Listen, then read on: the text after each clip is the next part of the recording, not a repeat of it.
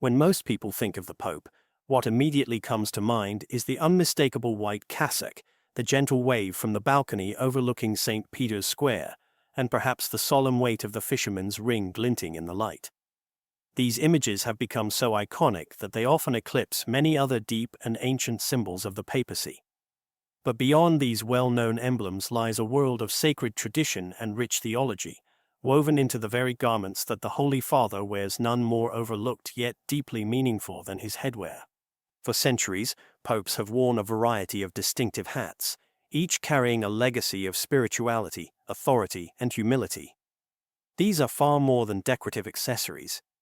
They are visual proclamations of the Church's beliefs, the Pope's role, and the unchanging mission of guiding souls in faith. The hats worn by the Pope are not simply elements of wardrobe chosen for their ceremonial flair. Each one tells a story, not just of style or historical function, but of theology, identity, and the sacred nature of leadership within the Catholic tradition. These headpieces have traveled through time, through persecution and triumph, through reformation and renewal, silently witnessing the unfolding history of the Church. They are woven with more than silk or velvet. They are embroidered with symbolism that speaks to the Pope's duty to protect, serve, teach, and embody Christ's presence on earth. To understand these hats is to peer into the heart of what it means to lead not as a monarch of worldly power, but as a shepherd of eternal souls. Among these sacred pieces, perhaps none is more awe-inspiring or historically significant than the papal tiara. Known also as the tririgum, the tiara is a crown composed of 3 majestic tiers, each layered with meaning and purpose. The tiara is unlike the crowns worn by earthly kings or emperors. It was never meant to signify political domination or military conquest. Instead, it reflects a threefold dimension of papal responsibility that transcends temporal boundaries. The first tier symbolizes the Pope as father of princes and kings, a spiritual mentor to rulers, not their competitor. The second tier affirms the Church's pastoral and moral authority over the world, not through law or coercion, but through example, truth, and service. The third and highest tier proclaims the Pope as the vicar of Christ on earth, the visible representative of Jesus, charged with the sacred care of his Church. The origin of the papal tiara stretches back many centuries and has undergone an evolution both in physical form and in meaning. What began as a relatively simple, helmet-shaped covering worn during the early medieval period, likely meant to protect the pontiff during unstable times, gradually transformed into one of the most ornate and symbolically rich objects in papal regalia. Over the centuries, the tiara was adorned with gold filigree, silver bands, precious jewels, and intricate details meant to reflect the growing complexity and global reach of the papacy. It became a crown not of conquest, but of care, a sign that the one who wore it bore the weight of the world, not on his shoulders, but in his prayers. Despite its magnificence, the papal tiara is no longer worn during official papal ceremonies. The last pope to be crowned with the tiara was Pope Paul VI, who later chose to set it aside as a profound gesture of humility and reform. In a moment both historic and deeply symbolic, he laid the tiara on the altar, signaling a shift in emphasis from visible grandeur to spiritual service. It was not a rejection of tradition, but a recentering of it, a reminder that true authority in the Church is rooted not in crowns of gold, but in crowns of thorns, not in wealth but in witness, not in status but in sacrifice. Still, the tiara has not disappeared. Though no longer physically placed upon the head of the Pope, it remains in official symbols engraved on the Vatican's coat of arms, preserved in papal museums, and etched into the memory of Catholic identity. It endures as a silent witness to the spiritual mission of the Pope, whose leadership must always balance power with poverty, visibility with vulnerability, and honor with the humbling call to serve. Each of the 3 crowns on the tiara continues to echo through time, reminding the world that the Pope is not a ruler in the worldly sense, but a servant of servants, bound by duty to guide the Church with compassion, courage, and constancy. In a time where the concept of leadership is often shaped by self-promotion, public opinion, and visible influence, the tiara reminds us of a different vision, one in which the highest position is held by the one most willing to bow. It reflects a kind of kingship that does not dominate but elevates, does not demand but uplifts, does not boast but blesses. This is why even in modern times, the image of the tiara continues to hold sway. It connects today's faithful with a lineage of prayerful governance and unbroken tradition, rooted in the belief that Christ alone is King, and the Pope is but his humble representative. The tiara, then, is more than a museum piece or a nostalgic artifact. It is a theological statement, a visible theology that teaches without speaking, that preaches without words. When we look upon it, whether in paintings, sculptures, or insignias, we are reminded that the Church's true glory lies not in marble palaces or jeweled crowns, but in its enduring call to serve the poor, to proclaim the gospel, and to bear witness to Christ in all seasons of history. The tiara shines not with the brightness of jewels, but with the deeper light of faith, sacrifice, and eternal purpose. Even in its absence from modern papal liturgy, the tiara's legacy lives on. It whispers across the centuries a profound truth that the office of the Pope is not a throne, but a cross. Not a platform for pride, but a mission of mercy. It continues to symbolize a truth the world often forgets, that the one who leads the Church must first kneel before God, must first serve before speaking, must first carry the burden before offering the blessing. The three crowns remind us not of dominion, but of devotion. Devotion to Christ, to the Church, and to every soul entrusted to papal care. Let the papal tiara, then, remain in our hearts, not as a relic of forgotten glory, but as a beacon of what leadership in Christ truly means. It calls each of us, not just the Pope, to examine the crowns we wear and the burdens we carry. Do we lead with humility? Do we serve with joy? Do we live with faith? For just as the tiara once crowned the head of the Vicar of Christ, so too should the spirit it represents crown our lives with love, with grace, and with the quiet courage to follow wherever God may call. Towering above the vestments worn during sacred ceremonies, the mitre stands as one of the most recognizable pieces of papal attire in the modern era. With its tall, pointed peaks and long trailing ribbons, it graces the head of the Pope during nearly every public liturgical celebration. Yet despite its frequent appearance, few outside the Church understand the profound spiritual symbolism and ancient heritage that this unique headpiece carries. The mitre is not merely a liturgical accessory. It is a visible declaration of divine responsibility, a garment shaped by centuries of theology, prayer, and ecclesiastical mission. When the Pope places the mitre upon his head, he is not adorning himself with grandeur, he is donning the armor of a shepherd, stepping into the sacred mystery of leading Christ's flock on earth. The roots of the mitre stretch deep into Church history, with its earliest forms taking shape as far back as the 10th century. Its design is not arbitrary. The two peaks, rising like watchful towers, represent one of the central mysteries of the Christian faith: the dual nature of Jesus Christ. In Catholic theology, Christ is both fully divine and fully human, a truth the Church has upheld from its earliest days, and one that remains central to its mission. The mitre, with its distinct twin points, serves as a constant visual affirmation of this doctrine. It reminds the Pope, and all who behold him, that he is tasked not merely with leadership, but with proclaiming and safeguarding a mystery far beyond human comprehension. It is a reminder that his authority comes not from human invention, but from divine commission. Flowing from the back of the mitre are two long ribbons known as infuli, each carefully positioned to trail down the shoulders and back. These are not decorative flourishes, but sacred symbols in their own right. The ribbons represent the Old and New Testaments, the two great pillars of Holy Scripture upon which the Church is built. The Word of God in its entirety is to be worn like a mantle, carried visibly by the Pope as a sign that all his decisions, teachings, and actions must be rooted in the eternal truths revealed by God. The infuli whisper silently of the Pope's accountability to Scripture, calling him always to discern, teach, and govern not by his own wisdom, but by the divine revelation entrusted to the Church through the ages. Throughout the liturgical calendar, the mitre adapts in form and decoration to reflect the mood and meaning of the occasion.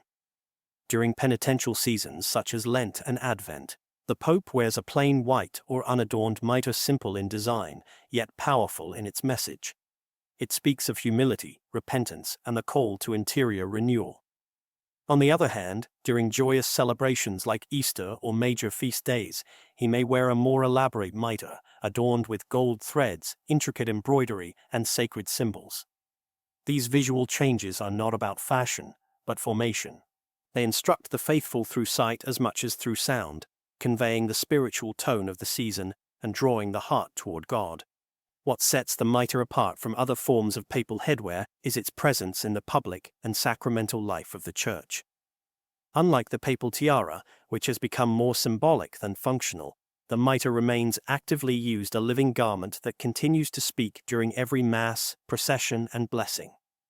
It is worn not only by the Pope, but by bishops around the world, symbolizing their shared role in the apostolic mission. Yet when seen on the Pope, it carries a unique gravity, a solemn weight that reflects his singular role as the Supreme Pontiff, the visible head of the Church, and the spiritual father to over 1 billion Catholics worldwide. To wear the mitre is to accept a burden. It is not a reward or a decoration, but a visible sign of invisible responsibility. When the Pope wears the mitre, he steps into a sacred narrative, one in which he must teach the truth even when it is difficult, defend the faith even when it is challenged, and shepherd the faithful even when the path is steep. The mitre is both a shield and a banner. It is a call to battle, not against flesh and blood, but against error, confusion, and spiritual darkness. It proclaims that the Pope must be more than a figurehead. He must be a man of courage, clarity, and compassion. The very act of placing the mitre upon the head is laden with meaning. In the ordination of bishops, the moment the mitre is first worn marks the culmination of a sacred calling. For the Pope, who rises from among the bishops to assume the highest earthly role in the Church, that calling is magnified. Every time he lifts the mitre onto his head, it is an act of submission to God's will and acknowledgement that his life is no longer his own, but fully given over to the Church. The mitre is a covenant, woven in cloth and carried in conscience, between the Pope and the people he serves. One of the most striking features of the mitre is its silent eloquence. It teaches without speaking. It proclaims without shouting. It reminds all who see it that the Church does not exist for herself, but for the world to bring light where there is darkness, hope where there is despair, and truth where there is confusion. The mitre, though simple in shape, becomes a living sermon each time it appears in the liturgy. It draws the eyes upward, beyond the man who wears it, to the God who calls, sanctifies, and sends. In our age of noise and constant motion, the mitre offers something rare: sacred stillness, visual reverence, and quiet instruction. It stands as a signpost pointing toward eternity, a reminder that leadership in the Church is not about personal ambition or human charisma, but about fidelity to Christ and love for his people. In a culture obsessed with self-image and momentary fame, the mitre is a countersign calling leaders to decrease so that Christ may increase, to serve rather than to be served, to carry the weight of others' suffering as Christ carried the cross. And perhaps most moving of all is the mitre's power to unite. Wherever the Pope goes, whether in Rome or across the globe, when he wears the mitre, he is instantly recognized not as a celebrity or political figure, but as a spiritual father. In that moment, countless hearts are drawn together in faith. Language, race, nationality, and background fall away, and what remains is the simple, shared recognition of a shepherd standing among his flock. The mitre is a beacon that cuts through division, reminding the world that the Church is one, holy, Catholic, and apostolic, not because of human strength, but because of divine promise. So the next time you see the Pope lift the mitre onto his head, pause for a moment. Let your heart consider not the embroidery, the shape, or the form, but the meaning. For in that gesture lies a vow to lead, to teach, to suffer, and to love. A vow that echoes the calling of Christ himself, the Good Shepherd who lays down his life for the sheep. Tucked beneath the grandeur of ceremonial garments and towering mitres lies a modest, often overlooked piece of papal attire: the zucchetto. To the casual observer, it might seem like a simple white skullcap, unassuming, minimal, almost too small to carry any significance. Yet for those who look closer, the zucchetto reveals itself to be one of the most intimate and profound symbols of the Pope's daily life and spiritual vocation. It is not the garment of state occasions or public declarations.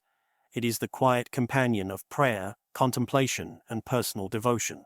In a sea of ornate regalia, the zucchetto stands apart not by shouting its presence, but by whispering the quiet truths of humility, surrender, and constancy. The name zucchetto is derived from the Italian word zucca, meaning pumpkin, a nod to its rounded shape. But its roots reach much further back, both historically and spiritually. In the early centuries of monastic life, religious men often shaved the crowns of their heads in a gesture of humility, known as the tonsure. This act symbolized the renunciation of worldly vanity and the acceptance of a life fully devoted to God. Over time, as this practice became more widespread, the need for warmth and modest covering gave rise to the zucchetto. What began as a practical garment to shield a shaven head from cold air evolved into a sacred emblem of a life set apart, a head covered not in pride, but in prayer. Today, the zucchetto remains an enduring sign of this ancient tradition. Though the tonsure itself is no longer mandatory, the meaning lingers beneath the fabric. The Pope's white zucchetto, distinguished from those worn by other clergy, whose caps are usually colored violet, red, or black, signals his unique role at the heart of the Church. It is the smallest piece of his attire, yet it is perhaps the most consistently worn. While the tiara rests in history and the mitre appears for liturgies, the zucchetto accompanies the Pope through nearly every moment of his day. During meetings, walks, personal prayers, and quiet reflections in the solitude of the Apostolic Palace or the gentle shade of the Vatican Gardens, there is a tender beauty in the intimacy of the zucchetto. It is not part of grand ceremonies. It is not displayed behind glass or elevated by tradition. Instead, it is worn in silence in the spaces where public applause fades and only the voice of God remains. In these moments, the Pope is not a global figure, not the face of a billion-strong church, but a man in prayer. The zucchetto covers his head like a veil of humility, a gentle reminder that even the most visible leader in the Catholic world is, at his core, a servant seeking holiness. One of the most cherished customs involving the zucchetto is the spontaneous and symbolic exchange between the Pope and a pilgrim. If a visitor brings a new zucchetto of the correct size and offers it to the Holy Father during an audience, the Pope may choose to remove his own cap and trade it for the new one. The zucchetto he wore likely through prayers, meetings, and reflections is then given to the pilgrim. This humble act transforms a small piece of cloth into a treasured relic, not because of material value, but because of what it represents. A bond of faith between shepherd and flock. In that moment, hierarchy disappears. What remains is mutual devotion, one person giving, another receiving, and both united in the mystery of the Church. Even within the sacred Mass, the zucchetto plays a subtle but meaningful role. During the consecration of the Eucharist, the holiest moment in Catholic worship, when the bread and wine become the body and blood of Christ, the Pope removes his zucchetto. It is not required by canon law or forced by tradition. It is an act of reverence, of profound awareness. By uncovering his head, the Pope acknowledges that in this moment, all earthly authority bows before the true and eternal King. It is a silent act, seen by millions yet spoken by none, and in that gesture, the entire theology of the Church is expressed. That Christ reigns supreme, and all who serve him must kneel in awe. Unlike other papal headwear, the zucchetto is free of embellishment. It bears no jewels, no embroidery, no gilded trim. It is a garment of simplicity, and that is precisely its power. In an era saturated with spectacle, the zucchetto invites us to look past appearances and toward interior transformation. It reminds the faithful that holiness is not always found in the spotlight, but often in the quiet hours of the morning, in whispered prayers, in unseen sacrifices. The Pope, though followed by cameras and watched by the world, wears the zucchetto to proclaim that even he must remain rooted in the habits of prayer and reflection. And yet, for all its modesty, the zucchetto carries an unmistakable authority. It is a sign not of domination, but of dedication. When the Pope walks among the people wearing his zucchetto, he becomes more than a leader, he becomes a living bridge between the temporal and the eternal, the human and the divine. Every thread stitched into that small cap carries the echo of countless prayers, every fold shaped by the weight of sacred responsibility. The zucchetto does not boast, it blesses. It does not command, it consoles. It exists not to elevate the man, but to remind him and the world of the sacred mission he is called to fulfill. In times of global uncertainty and spiritual hunger, the zucchetto stands as a beacon of simplicity and faithfulness. It offers no grand gesture, no loud declaration, and yet it speaks volumes to those who are willing to listen. It tells of a church that still values silence, that still honors humility, that still believes that the smallest things can carry the greatest meaning. It tells of a man who, though burdened with global leadership, continues each day with a piece of white cloth upon his head, a cloth not meant to impress, but to inspire. And so, in the white zucchetto of the Pope, the Church finds a quiet center.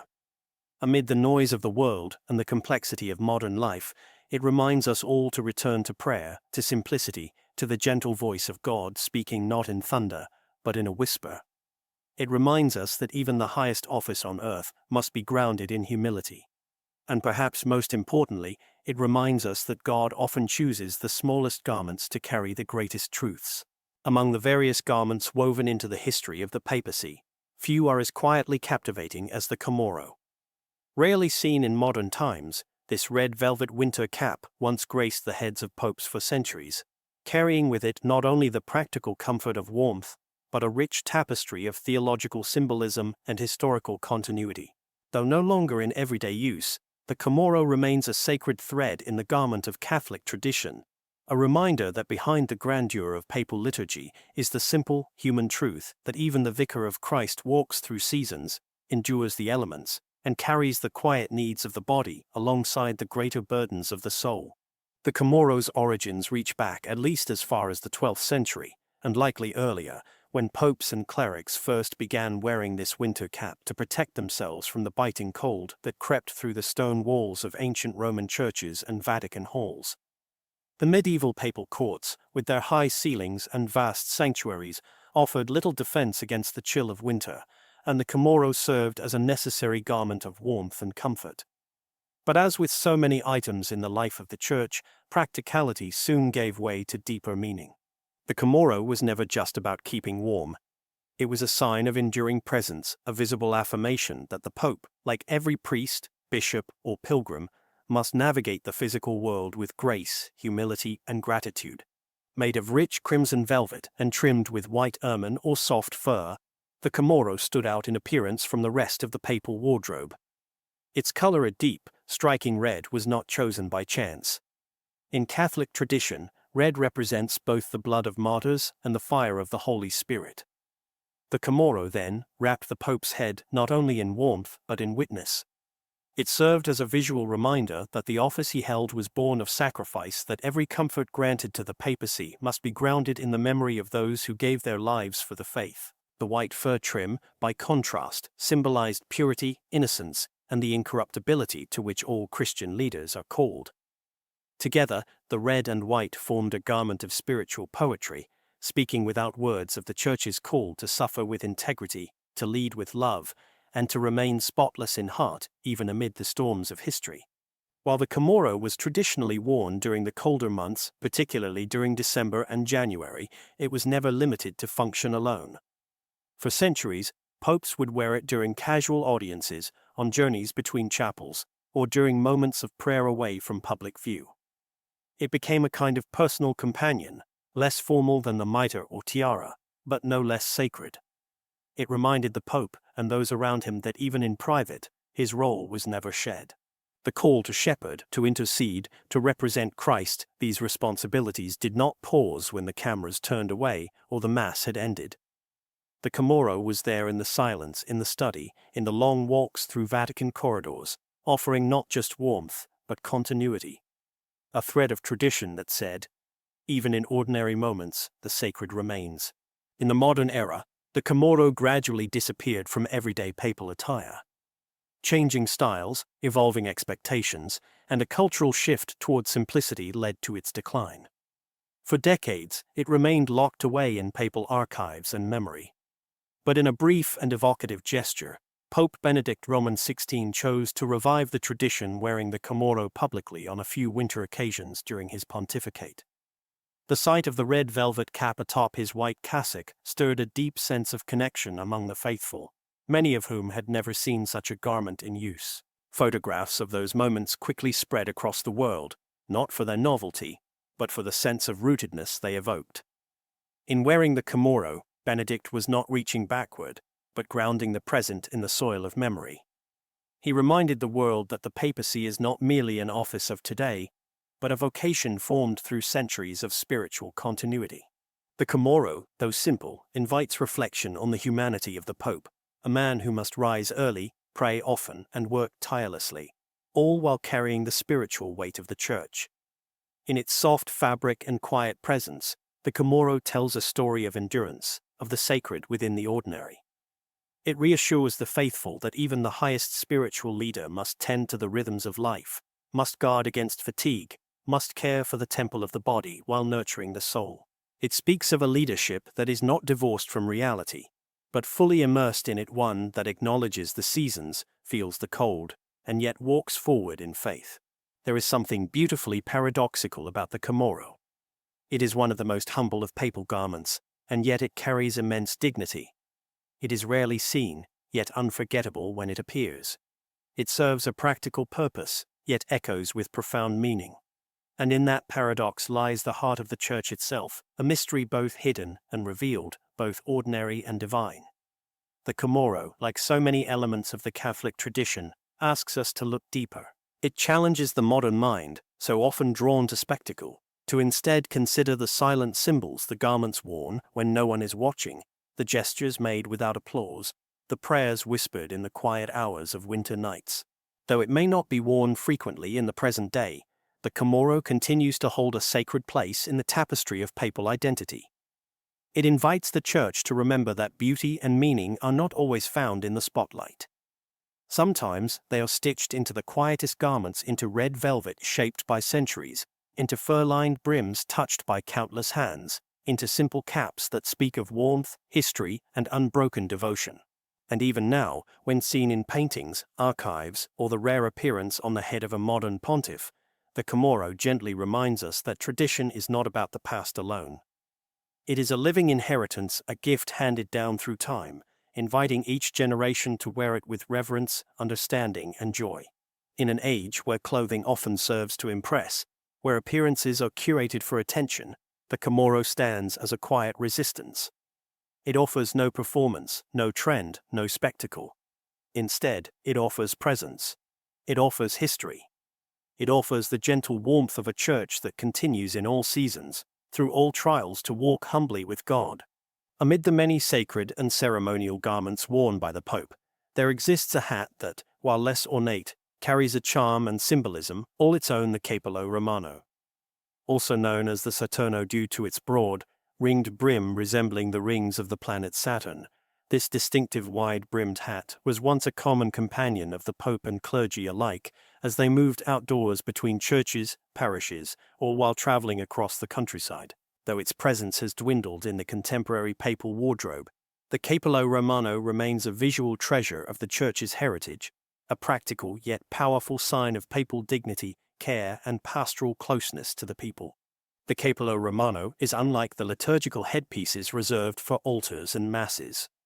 It is an everyday hat, one designed not for ceremony, but for walking among the people. Crafted typically from felt or beaver fur, its broad circular brim serves a practical purpose, shielding the head and shoulders from both sun and rain. But in Catholic tradition, even the practical becomes imbued with deeper spiritual meaning. The broad brim is more than protection from the weather, it is a symbol of shelter, of the Pope's duty to guard and guide the Church in every season. Just as the hat shields him physically, so too must he shield the faithful spiritually, standing firm through the storms of confusion, division, and doubt. What distinguishes the papal version of the Capello Romano is its unique color and detailing. While priests and bishops may wear black or red versions, the Pope's Saturno is a brilliant white, often trimmed with gold braid or lining subtle details that reflect the sanctity and global nature of his office. Yet even in this customized elegance, the Capello Romano remains one of the most unpretentious of papal garments. There are no jewels, no embroidered symbols, no ornate flourishes. It is a hat meant for movement, for action, for presence. It quietly announces that the shepherd is not confined to cathedrals or ceremonies. He walks with the flock, beneath the same sun, beneath the same clouds. In earlier centuries, The Capello Romano was a regular sight. Popes could be seen wearing it as they made their way through Vatican gardens, visited Roman parishes, or traveled to nearby churches. It was worn during visits with diplomats, while receiving pilgrims, and in the moments between solemn liturgies. Its wide brim was not just shielding the head, but communicating something far more personal. That the Pope is not a distant ruler seated on a throne, but a man who moves among his people, who journeys with them, who walks side by side with the faithful along the long road of discipleship. Though the modern papacy has moved away from frequent use of the Capello Romano, its image still stirs something profound in the Catholic imagination. There is something deeply human and accessible in seeing the Pope outdoors, dressed not in layered vestments or golden mitres, but in a simple white cassock and wide-brimmed hat. It connects the faithful to the humanity of their spiritual leader, a reminder that the man beneath the regalia is still subject to the same wind, the same weather, the same weariness as all of us. The Capello Romano makes that connection visible. It humbles the office by grounding it in the realities of everyday life.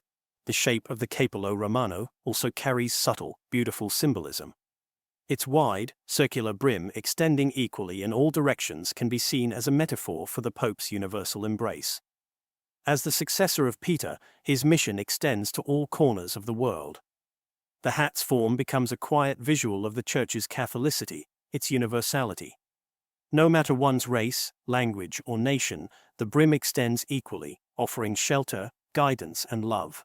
It becomes a kind of halo not of sanctity, but of service, an open circle of welcome that mirrors the Church's call to receive all who seek truth and grace.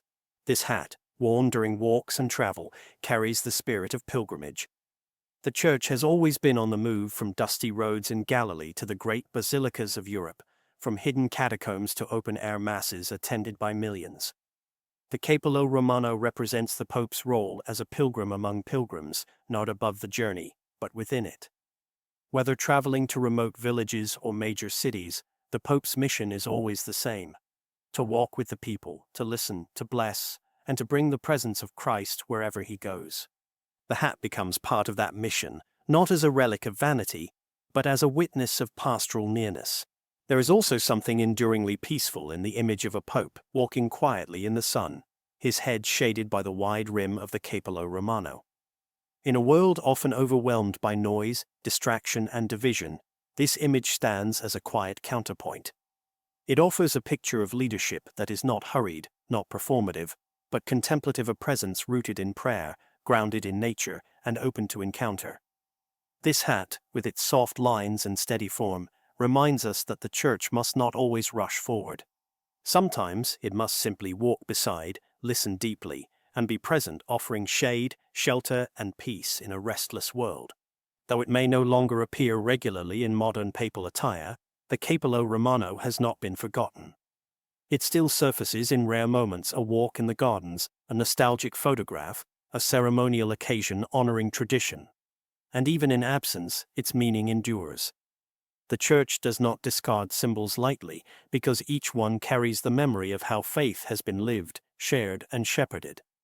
The Capello Romano remains part of that memory, not as a centerpiece, but as a faithful companion.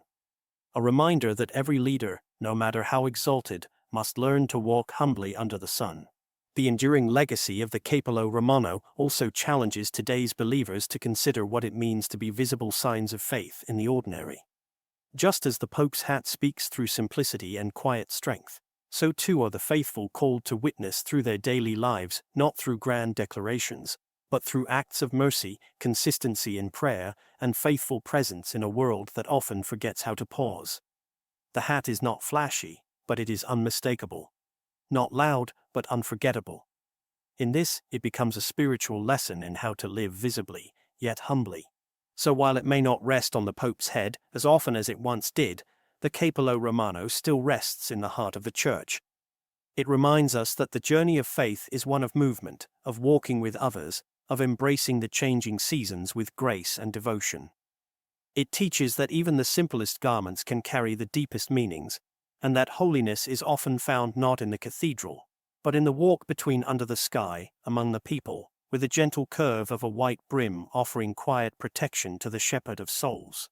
When viewed separately, each papal hat, the majestic tiara, the solemn mitre, the humble zucchetto, the quiet chamorro, and the wide-brimmed capello romano tells its own unique story, rooted in history, theology, and tradition. Yet when brought together, these garments weave a far more profound and unified narrative.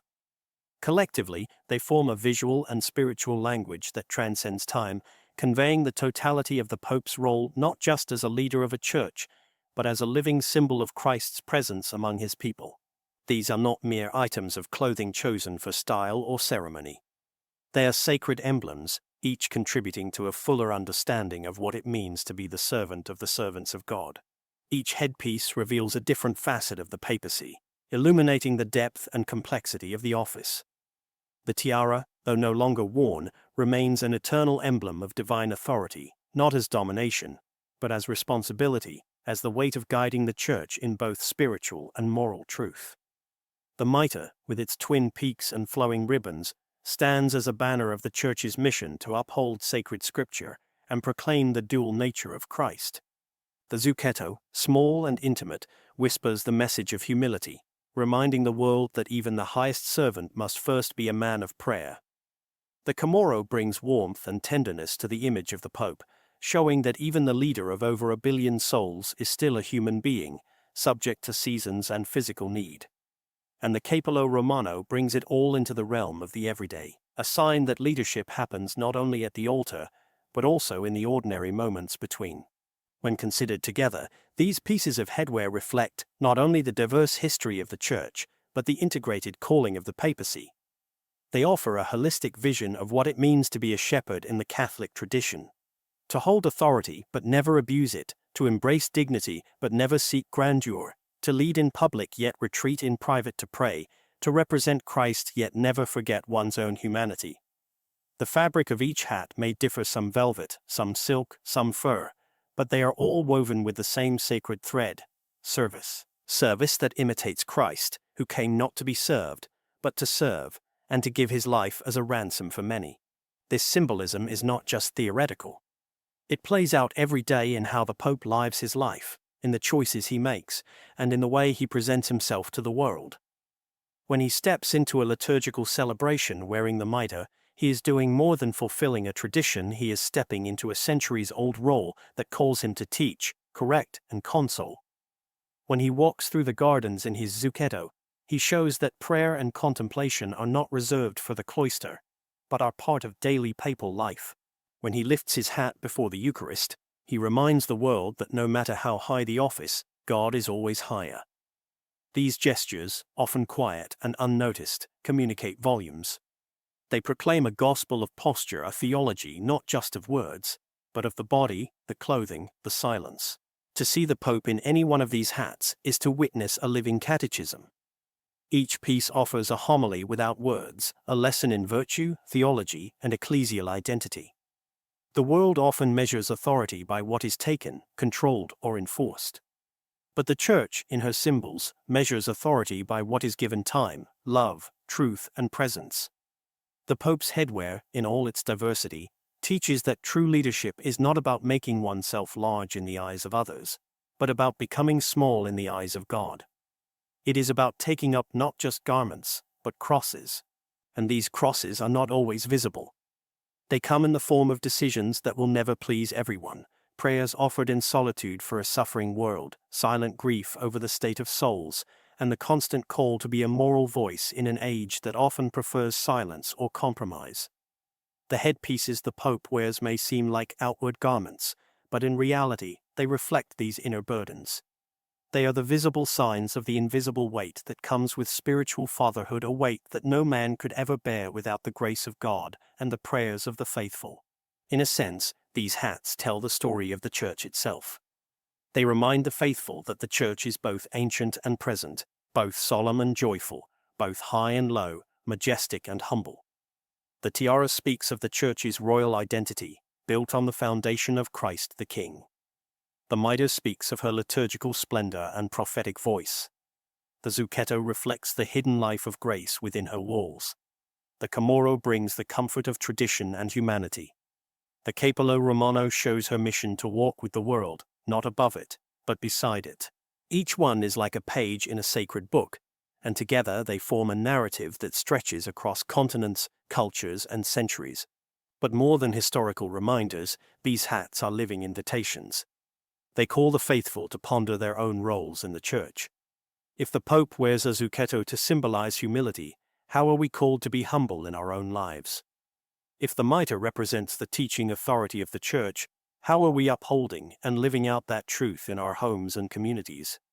If the Capello Romano suggests movement and presence, how are we walking with those around us who are searching for hope? The Pope's attire may be unique, but the virtues it represents are universal. They are the call of every Christian soul. In a world increasingly marked by division, where outward appearances are curated for approval and symbols often lose their meaning, the papal headwear endures as a countercultural witness. It offers not entertainment, but inspiration. Not distraction, but depth. Not spectacle, but substance. It says that identity is not just a matter of what we do, but of who we serve. That the Church is not driven by trends, but rooted in truth. That holiness can be worn quietly, carried faithfully, and passed on gently from generation to generation. These hats, worn by different popes in different eras across vastly different cultural and political landscapes, have remained remarkably consistent in their message. They are not relics of a bygone age, but mirrors held up to the soul of the Church. In their silence they speak. In their simplicity they teach. In their beauty they lift the eyes and heart to something higher, and in their enduring presence they tell us that no matter how much the world changes, the mission of the papacy, and indeed, of every Catholic, remains the same. To witness Christ, to shepherd others, to lead with love, and to serve with humility. Through centuries of faith, struggle, triumph, and reform, the papacy has stood as a visible anchor of continuity in the Catholic Church, a role both sacred and profoundly human. And among the many symbols that express this continuity, the headwear of the Pope speaks in some of the most quietly powerful ways. Each hat, from the regal splendor of the tiara to the soft, unassuming zucchetto, weaves together theology, tradition, and the lived reality of a man tasked with guiding over 1 billion souls.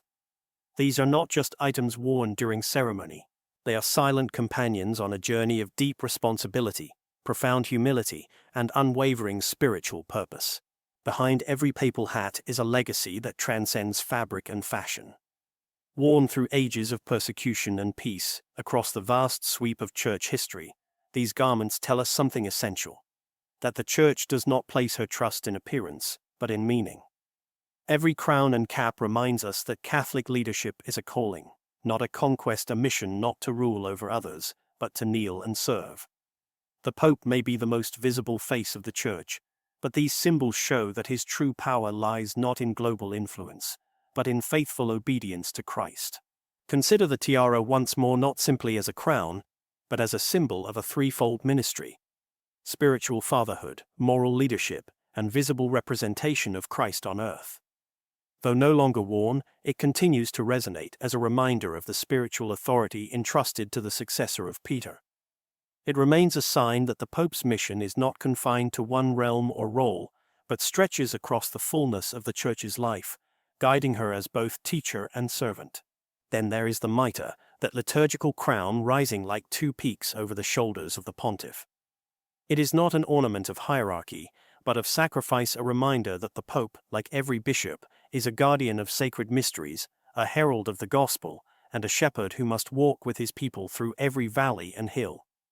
It speaks to the tension of joy and sorrow that comes with spiritual leadership, and the courage required to preach the truth with clarity and compassion.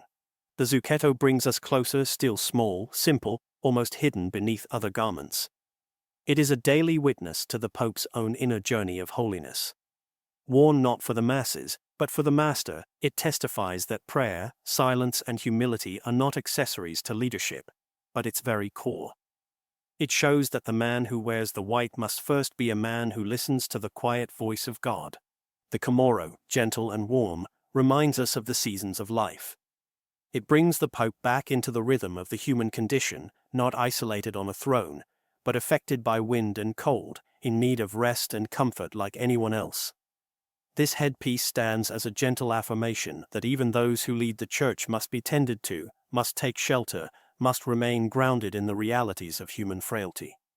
It reveals that the sacred is not distant, but present in our most ordinary needs. And finally, the Capello Romano, the hat of movement, of journey, of presence. It invites us to walk with the Pope, to remember that the Church does not stay still. She moves, she accompanies, she walks beside those in need. This broad-brimmed companion, worn under sun and sky, proclaims that the role of the Holy Father is not limited to grand basilicas and sacred halls, but extends to the roads, the fields, the gatherings where hearts seek light. It shows us that being Pope is not only about standing at the center, it's about reaching to the edges. Taken together, these headpieces form a silent theology, one stitched not just in silk and velvet, but in prayer, sacrifice, wisdom, and faith. They remind us that leadership in the Catholic Church is not self-made. It is received. It is carried. It is lived day by day in fidelity to Christ and service to others. These hats speak of a man who does not wear power, but bears responsibility. A man who, through every tradition he upholds, points not to himself, but to the one who called him to Jesus, the Good Shepherd. In the modern world, where so much emphasis is placed on external image, where symbols are often reduced to branding or aesthetics, these ancient garments still shine with enduring purpose. They call us back to meaning. They remind us that faith is not a performance, but a path. That holiness is not always loud, but is always faithful. And that the one who wears these hats must first be a man willing to carry the cross in silence, in prayer, and in love.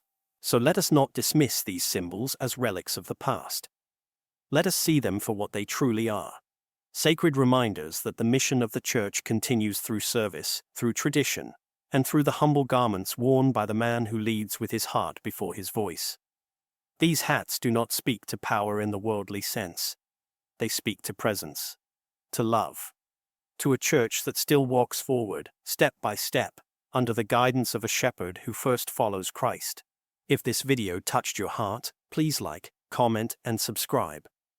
Let's aim for 500 comments and 2,000 likes to continue this mission of faith.